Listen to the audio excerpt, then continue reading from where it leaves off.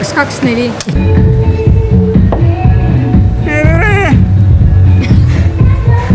Kas sa minu pool maasikaid sooviks süüa? Ma võin sulle koduveini pakkuda ja veel pannkooke ja piima ja mossin kumme ka.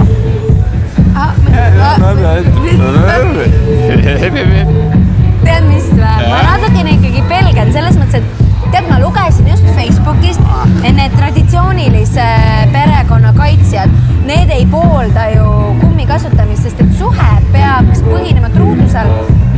Jaa, aga ma arvan, et sa ei pea igal kuulujutul laskma ennast mõjutada selles mõttes, et kui me tahame seksida, siis me võime seda, kui me ei taha, siis me ei pea.